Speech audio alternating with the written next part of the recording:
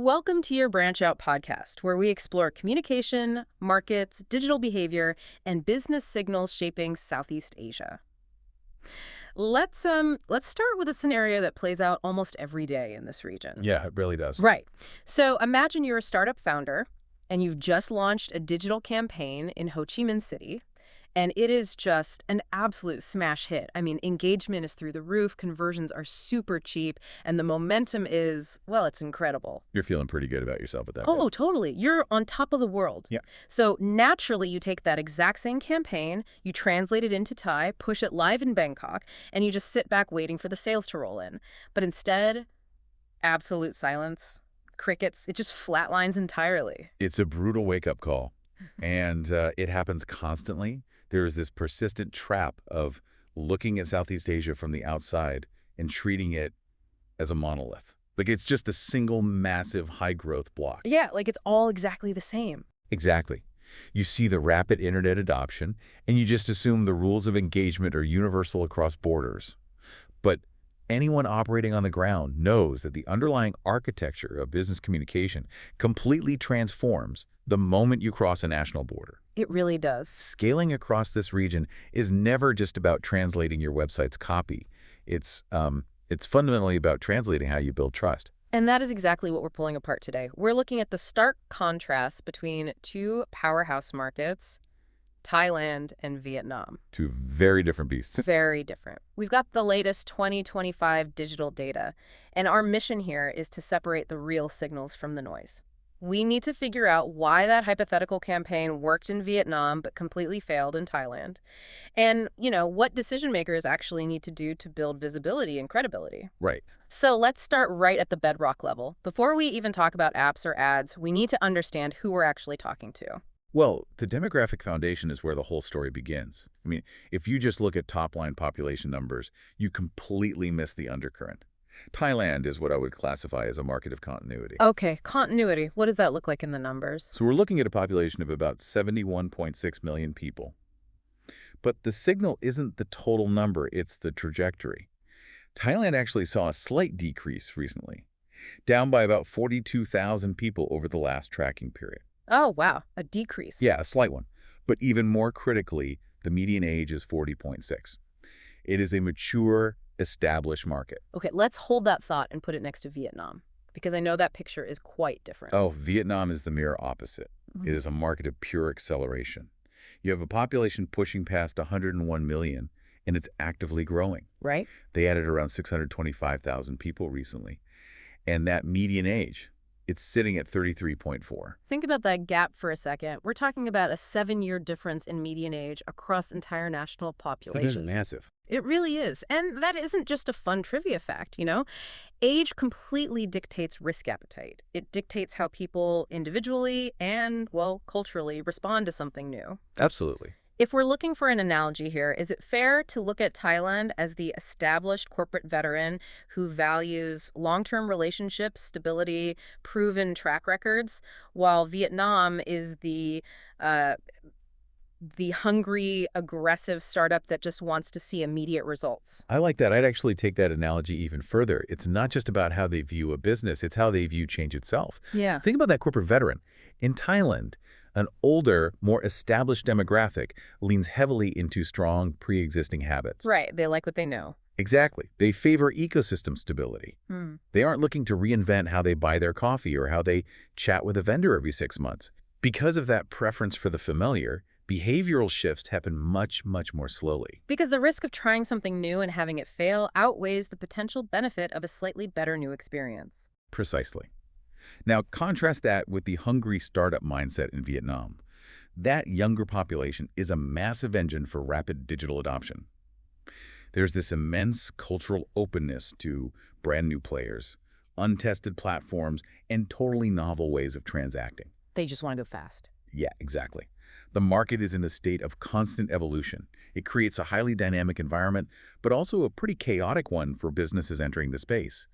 because loyalty isn't deeply anchored yet. Which brings up a really fascinating point about the digital infrastructure they're using to navigate all this. Yeah. When you look at the connectivity data, I mean, both markets are massively plugged in. Oh, completely. Thailand is sitting at a 91.2% internet penetration rate, with mobile connections at 139% of the population, meaning practically everyone has a phone, and plenty of people have multiple devices or, extra SIM cards. HC common over there. Yeah. And Vietnam is also highly connected, slightly different profile, with 78.8% internet penetration and 126% mobile connections. But if we just stop at those numbers, we miss the behavioral reality. The where, not just the how many. Exactly. Where they actually spend their time on those phones tells a wildly different story. The platform choices reveal the whole cultural mindset. In Thailand, the numbers show an absolutely immense reliance online. We're talking about 56 million monthly active users. 56 million. Wow. Right. That means Line is reaching over 85% of Thailand's entire internet user base. And it's not just a messaging app, it's the digital living room. You do everything on there. Everything. You talk to your family there, you coordinate with your office there, you order food, you talk to your bank. Facebook is also huge there, with potential ad reach of about 51 million, but it's often used in conjunction with Line for community building. And Vietnam, I imagine Line isn't the digital living room there. Not at all. Vietnam's ecosystem is far more open and discovery-oriented. Facebook is the dominant force there, reaching over 76 million users. Okay, that's huge. It is. But the really telling metric is YouTube, which is sitting right behind Facebook at over 62 million users. It is a massive engine for visual discovery and product education in a way that closed messaging apps just aren't. Okay, but I want to push back on these platform assumptions for a second, because there's a major contradiction in the 2025 data that we have to talk about. We keep hearing that TikTok is the ultimate discovery engine and it's taking over the world. Right, the TikTok hype. Exactly. And sure, both markets have huge TikTok audiences. Wow. 34 million adult users in Thailand, nearly 41 million in Vietnam. But the latest figures show TikTok's potential ad reach recently took a massive hit. They really did. It dropped by 23.4% in Thailand and nearly 40% in Vietnam. So if I'm a business operator trying to figure out where to put my budget, I'm looking at this and thinking, wait, is the TikTok bubble bursting? What does this drop actually signal? I'm really glad you caught that, because it perfectly illustrates why operators must treat statistics as signals, not final conclusions. If you just look at a 40% drop in ad reach, panic is the natural response. Yeah, I'd be terrified. But a drop in ad reach doesn't necessarily mean tens of millions of actual breathing humans suddenly deleted the app. Right. It's often behind-the-scenes mechanics, isn't it? Exactly. Platforms regularly go through massive purges. They clean up inactive accounts, they wipe out bot networks, or they fundamentally tweak how their reporting algorithms define an active user for advertisers. Ah, okay. So the real implication for you as an operator isn't that TikTok is dead. The implication is that raw user identities and top-line ad reach are not equivalent to business influence. You simply cannot look at a spreadsheet, see 40 million users, and assume your ad spend will yield a proportional return. It really forces you to stop looking at the vanity metrics and start paying attention to how the audience is actually behaving when they open the app. That's the key. In Thailand, people are using Facebook and Line for ecosystem stability. They are closed, trusted, familiar circles. In Vietnam, they are utilizing YouTube and TikTok for dynamic discovery, rapid validation, and aggressive product education. So different functions entirely. Completely different. The drop in ad reach is just a reminder that algorithms are volatile. Your job isn't to chase the raw user count. It's to adapt to the local utility of the platform. You use platforms in Thailand to reinforce relationships you've already started. You use platforms in Vietnam to aggressively capture brand new attention. Which perfectly sets up the core issue. I mean, if these platforms are just the plumbing, trust is the actual water flowing through the pipes. And the mechanics of how you generate that trust couldn't be more different between the two. Night and day. Let's really unpack this. In Thailand, our data points to trust through familiarity. The baseline question every Thai consumer is asking subconsciously is, have I seen this before? Yes. Trust in Thailand doesn't happen overnight. It compounds slowly. It requires repeated exposure, significant social proof, and above all, long-term visibility. They need to feel like you're part of the neighborhood. Exactly. This is precisely why those closed communities, line groups, private Facebook communities, are so unbelievably powerful there. A brand needs to be a familiar face in the room Mm, before anyone is willing to hand over their money. yeah. You aren't going to win with a flashy, hyper-aggressive one-off campaign. Right. It's about proving to the consumer that your business isn't going to disappear tomorrow. So it's a slow cooker strategy. Contrast that with Vietnam, which is entirely trust through performance. The consumer there isn't asking, have I seen you before? They're asking, does this work right now? Yeah, show me the results. Exactly. It's a microwave strategy. The trust forms incredibly fast, but it's highly fragile. They rely on short-form content, live product demonstrations, rapid feedback loops from other buyers. They want to see the product in action, they want the proof, and they'll make a purchasing decision immediately based on that real-time validation. The fragility of that trust in Vietnam is what catches foreign businesses off guard. You don't need a 10-year corporate legacy to win there. If your new product performs exceptionally well in a short-form video demo today, it will go viral and spread today. You can just explode overnight. You can capture incredible market share in weeks. Yeah. But, and this is a massive but, and if the product fails to deliver on its promise, or if a wave of negative reviews hits, your brand equity evaporates just as fast as it appeared. I want to paint a vivid picture of this for the listener because the slow cooker versus microwave concept sounds great in theory, but it gets messy in practice. Let's talk about the operational side. Sure. Walk me through a scenario where a brand gets this totally wrong in Thailand. What does a failed microwave strategy look like when a business tries to force it? Okay, imagine a mid-sized regional tech accessory brand. They've raised some capital, they're feeling aggressive, and they decide to enter Thailand. They bypass the slow community building phase entirely. Instead, they drop $50,000 in 2 weeks on high-urgency flash sales, massive discount codes, and aggressive influencer shoutouts. Just going all in? They are screaming at the market to buy now. And what happens? The Thai consumer looks at this overwhelming, loud campaign from a brand they've never seen in their local line groups or trusted Facebook pages, and they instantly code it as suspicious. Like, who are these guys? Exactly. The aggressive push actually triggers a defensive response. The consumer thinks, why are they discounting so heavily? Are they desperate? Is this a scam? Would they be here next month if my product breaks? Wow, so the marketing actually works against them. Oh, completely. The brand burns through their entire budget, gets almost zero conversions, and actually damages their reputation before they've even started. Ouch.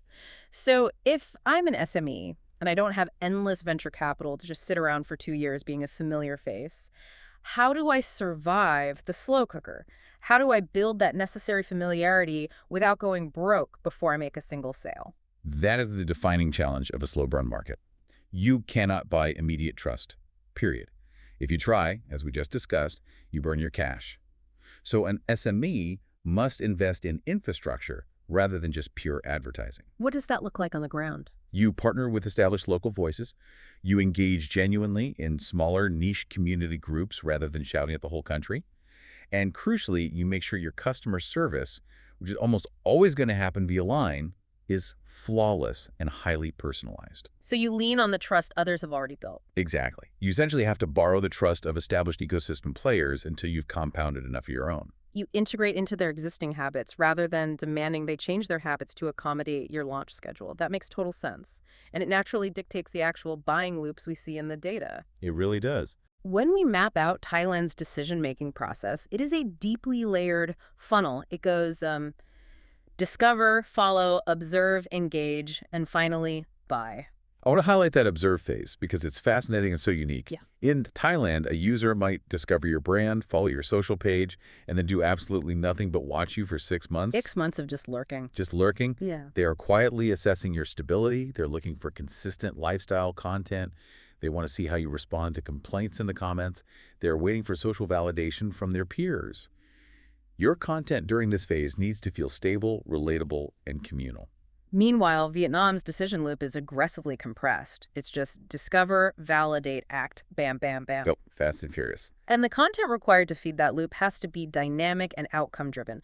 We're talking split-screen feature comparisons, raw live product demos, countdown timers, limited stock alerts. And here is where the regional operating model often snaps in half, because the behavior dictates the content. What builds trust in Thailand Those steady, beautifully produced, community-focused lifestyle posts will feel completely stagnant to a consumer in Vietnam. Right. They'll just scroll right past it. Yeah, they'll look at a nice lifestyle photo and think, okay, but what does the product do? Where is the proof?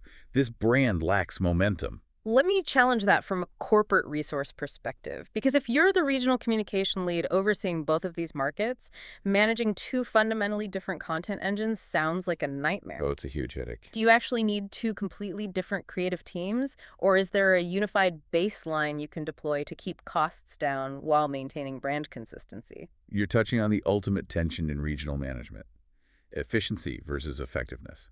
The overarching brand, true with your core value proposition, the quality of your product, your brand colors, that remains centralized.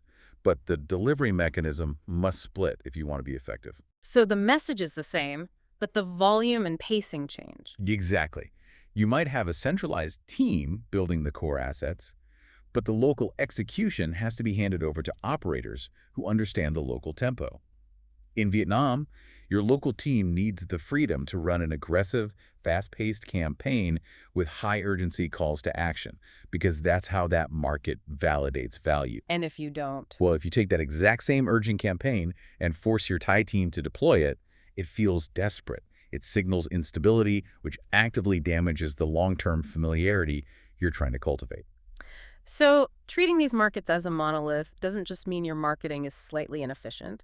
It means your marketing in one country might actively destroy trust in another if you aren't careful. Absolutely. Let's synthesize this. What are the ultimate strategic implications and the operational traps that consistently catch businesses off guard? The traps are essentially mirror images of each other. Mistake number one is moving too fast in Thailand. If you push aggressive, conversion-heavy campaigns without doing the slow work of establishing a baseline of familiarity, you will generate massive distrust and weak sales. You might buy a momentary spike in traffic, but you will not sustain a business. And mistake number two is moving too slow in Vietnam. Precisely. If you enter Vietnam and try to build a long-term, slow-burn, lifestyle-heavy presence before you've actually proven your product's immediate utility, you miss the window. They've already moved on. The market is moving too fast. The algorithm and the audience reward momentum. If you don't show up with dynamic proof, you lose visibility, and the consumers move on to the next shiny thing. Which brings us back to the biggest trap of all: treating statistics as conclusions rather than signals. A founder or a regional director might look at a spreadsheet, see 76 million Facebook users in Vietnam and 51 million in Thailand, and logically assume that the exact same Facebook ad playbook will yield the same return on investment in both places. And that's exactly where they fail. The numbers look similar enough on paper, but the cultural context changes the communication outcome entirely. That's the reality regional leaders have to face. Yeah. You must make deliberate decisions about your resource allocation based on local behavior, not just raw internet penetration rates. In Thailand, you allocate resources to build long-term presence in community, fully knowing the ROI will be a steady, slow compounding curve. Right. In Vietnam, you allocate resources to capture immediate momentum and drive rapid conversion, knowing you will have to constantly innovate your content to maintain that fragile attention. It all comes back to answering the core subconscious question the consumer is asking. Thailand asks, can I trust this over time? Vietnam asks, does this deliver right now? If your business communication doesn't directly answer the specific question being asked in that specific market, you're just throwing money into a void. And as we look at the evolution of Southeast Asia, the long-term advantage in this region is not going to belong to the multinational with the biggest ad budget. It's going to belong to the agile operators who deeply understand the local mechanics of trust before they attempt to scale their visibility. Before we wrap up, I want you to think about one final implication of everything we've unpacked today. Right now, there is a massive push in the business world to use AI tools to instantly translate and localize campaigns across borders at scale. Oh yeah, it's everywhere. It sounds incredibly efficient, but AI translates language, it doesn't translate trust loops. A perfectly translated Vietnamese flash sale script will still fundamentally fail in Thailand because the underlying pacing and psychological trigger are wrong. As technology makes it easier to cross borders digitally, the real competitive moat won't be translation, it will be cultural intuition. I couldn't agree more. That closes our discussion for today. Thank you for listening to Branch Out by Y Consulting, where we examine the signals shaping business across Southeast Asia. Keep watching the signals, We'll speak with you again in the next episode.